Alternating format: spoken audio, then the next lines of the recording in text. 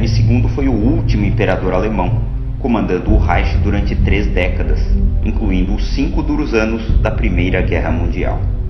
Ele era neto da Rainha Vitória, da Inglaterra, o país que enfrentaria nos campos de batalha da Europa durante o conflito. O futuro Kaiser enfrentou dificuldades desde o nascimento.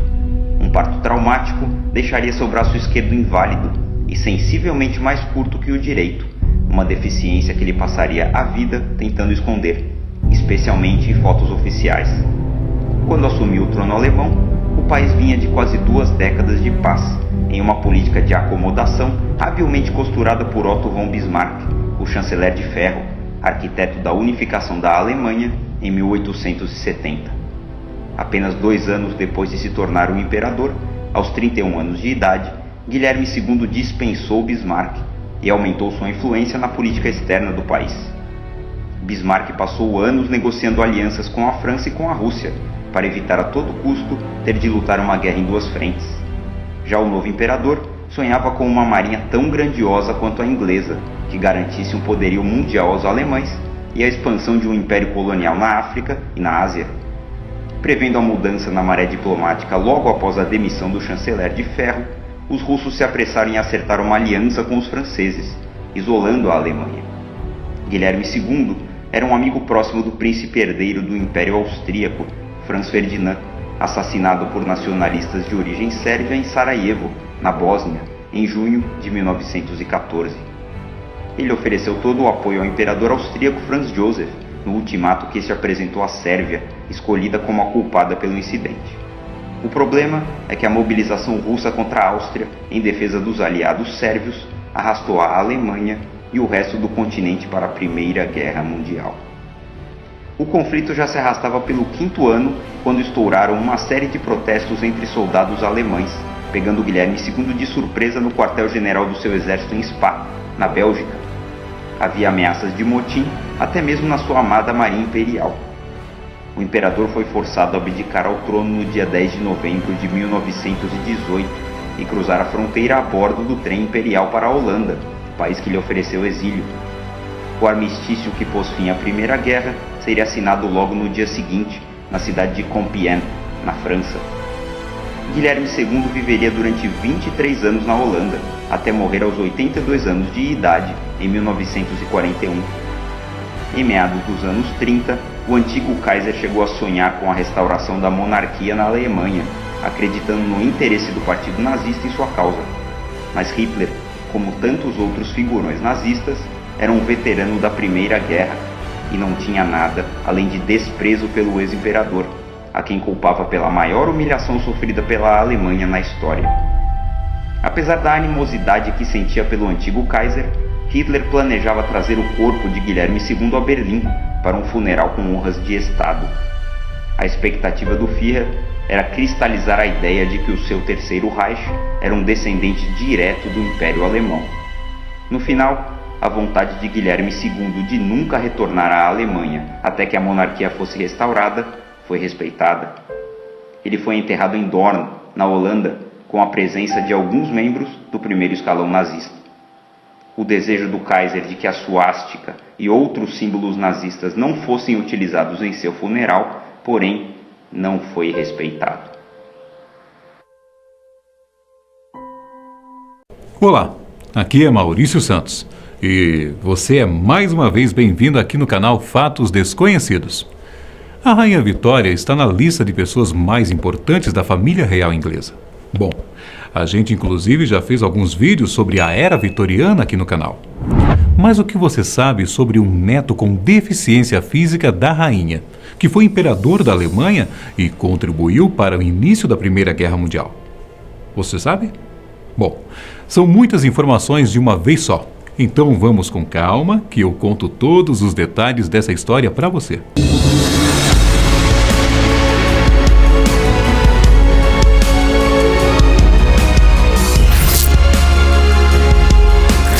Guilherme II da Alemanha, nascido como Friedrich Wilhelm Victor Albert, veio ao mundo no dia 27 de janeiro de 1859. Era filho do príncipe Frederico Guilherme da Prússia e da princesa Vitória, filha mais velha da rainha Vitória.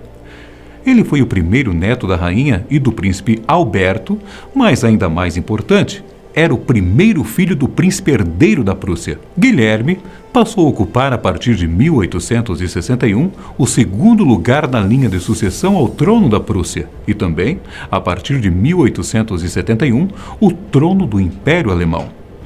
Era uma pessoa importante, parente de muitas figuras da realeza europeia e, antes de complicar sua vida, tinha uma boa relação com seus primos, o czar Nicolau II da Rússia e o rei Jorge V do Reino Unido.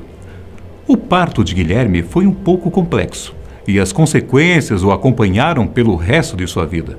No seu nascimento, estava em posição pélvica, ou seja, ele ainda permanecia sentado na barriga de sua mãe. Por isso, em vez de nascer pela cabeça, a criança nasce pelo quadril. Isso fez com que o seu braço fosse afetado.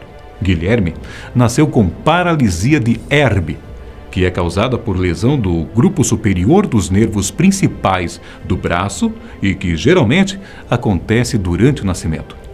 Essa situação fez com que o seu braço esquerdo fosse 15 centímetros mais curto do que o direito, algo que tentou esconder durante toda a sua vida.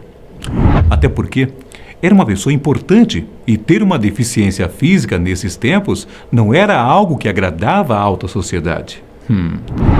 Em muitas fotos, é possível vê-lo segurando um par de luvas brancas com a mão esquerda, algo que fazia com que o seu braço parecesse mais longo. Em outros casos, ele segurava a espada com a mão esquerda e colocava a direita em cima, de uma maneira que, dependendo do ângulo da foto, o pequeno detalhe passasse despercebido. Alguns historiadores já sugeriram que esta pequena deficiência afetou o desenvolvimento emocional de Guilherme. E, de fato, isso pode fazer todo sentido. Logo mais, você vai entender o porquê. Guilherme II foi obrigado a fazer vários tratamentos quando criança, para tentar curar o problema do seu braço. Mas, sem sucesso. Ele foi submetido à eletroterapia e até um tratamento em que enrolavam uma lebre morta em seu braço. Talvez todos esses tratamentos cruéis fizeram com que Guilherme II se tornasse quem ele foi. Quando adolescente, já mostrava ter uma mente rápida e uma aptidão para a história e as ciências. Ele era extremamente inteligente, mas também teimoso, arrogante, temperamental e propenso a explosões assustadoras e acessos de raiva.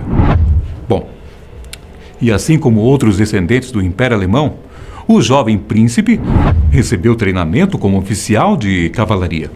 Desde muito cedo, conviveu com a sociedade militar da aristocracia prussiana, o que teve um forte impacto em Guilherme, que, ao atingir a maioridade, dificilmente era visto sem o seu uniforme militar.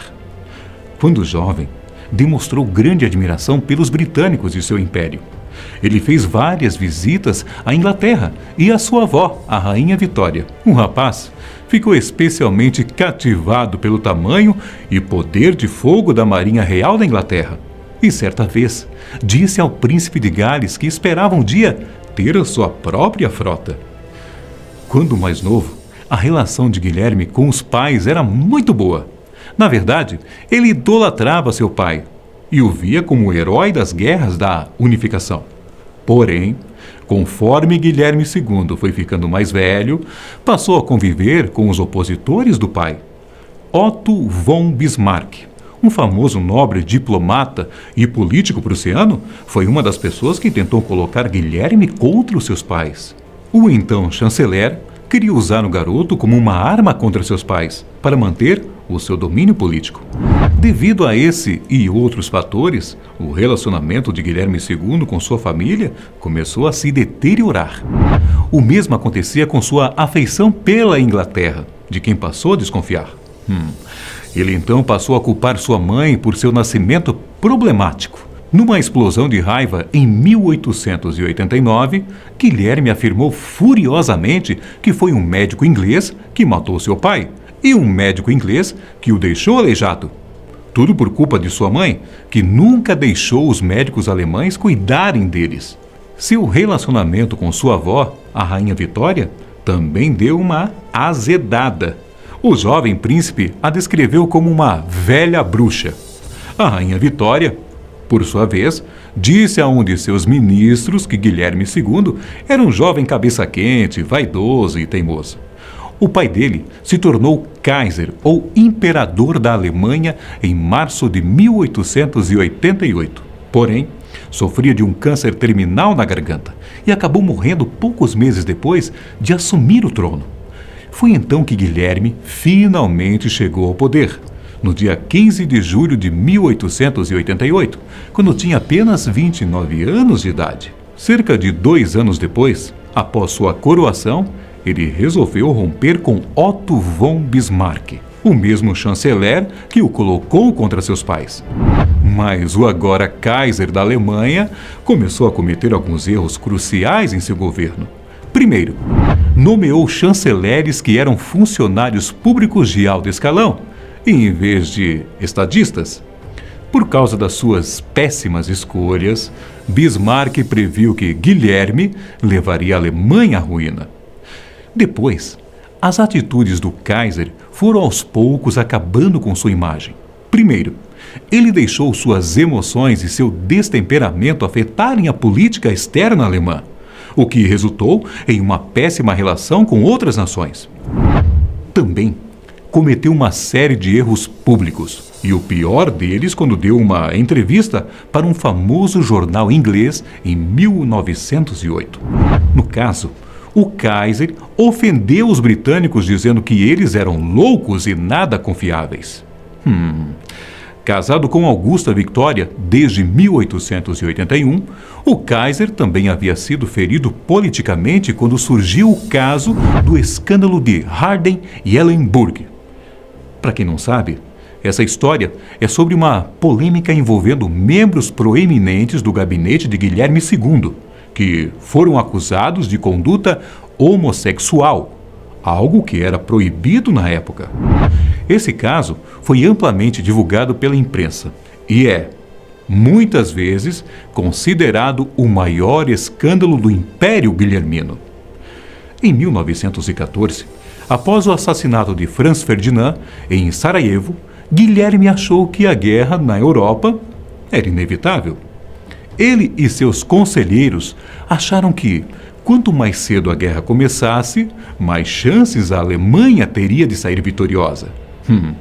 Os alemães eram aliados do Império Austro-Húngaro e, quando o arquiduque foi morto, Guilherme aconselhou a Áustria a dar um ultimato à Sérvia, prometendo que os apoiaria em caso de guerra. O Kaiser tinha certeza que a guerra acabaria rapidamente. O que ele não sabia era que suas ações iriam provocar uma série de acontecimentos que levariam à Primeira Guerra Mundial. Quando houve o desentendimento entre a Sérvia e a Áustria, os austríacos declaram guerra à Sérvia. A Rússia, que era aliada da Sérvia, também se mobilizou. Para ajudar a Áustria, a Alemanha declarou guerra à Rússia, enquanto a França, que era aliada dos russos, declarou guerra à Alemanha. Em questão de meses, toda a Europa estava em conflito. Só que as coisas não aconteceram conforme o planejado. Os anos foram se passando, a Alemanha ficava cada vez mais fraca e o controle do Kaiser sobre o exército diminuía. Eventualmente, os generais do exército alemão passaram a tomar todas as decisões e Guilherme II se tornou apenas um símbolo do império. Em 1918, a entrada em grande escala dos Estados Unidos na guerra, combinada com a severa escassez alemã de homens e equipamentos, levou ao colapso militar daquele país europeu. Guilherme foi forçado a abdicar o trono e foi para o exílio na Holanda. As tentativas dos aliados vitoriosos de extraditá-lo e julgá-lo por crimes de guerra não deram em nada.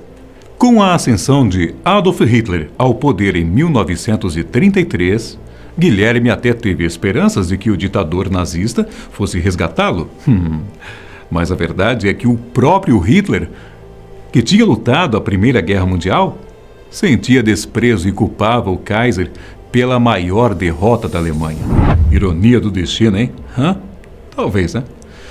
Em 1941, pouco antes de morrer no exílio, com 82 anos de idade, Guilherme profetizou o seguinte: os alemães ainda irão amaldiçoar a bandeira com a suástica.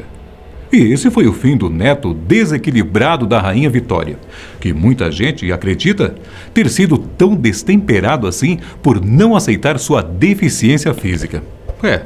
Por hoje é isso. Fique com Deus, se cuide e até o próximo vídeo aqui da Fatos Desconhecidos.